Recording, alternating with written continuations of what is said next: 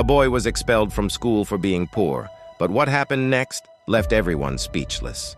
No one wanted to sit near Johnny. He was a 14-year-old boy, always dirty, torn shoes, and the same faded shirt. Parents whispered that boy smells bad. Why do they even let him in? He'll spread lies to kids. One angry mother even wrote a letter to the school.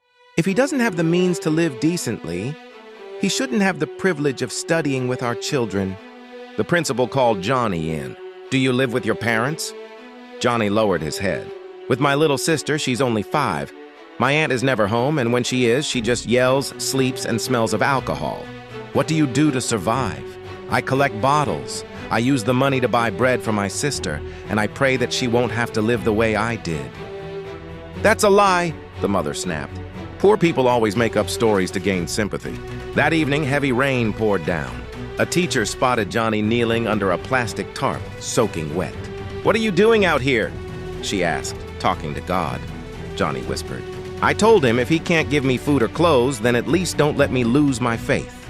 The next morning, Johnny arrived at school, shirt drenched, notebooks wrapped in cardboard.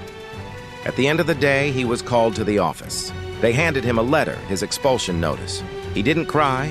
He just looked up at the sky and prayed, "God, please don't let me lose my faith."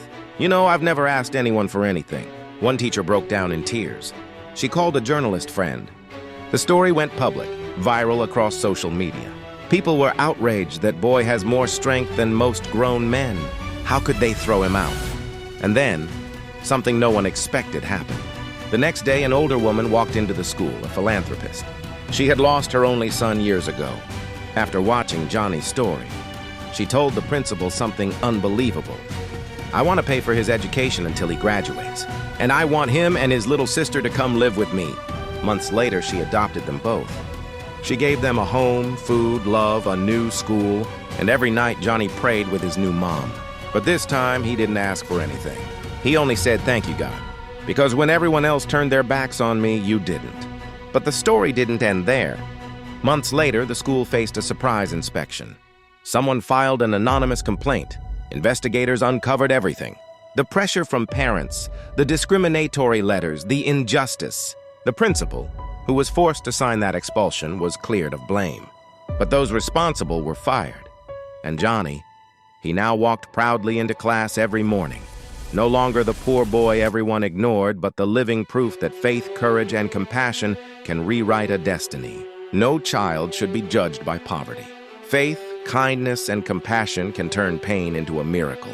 When the world turns its back, God never does. If this story touched your heart, don't scroll away. Share it. It might inspire someone today. Comment faith if you believe God never abandons us. Follow Era Storytime Arena for more powerful stories that heal the heart.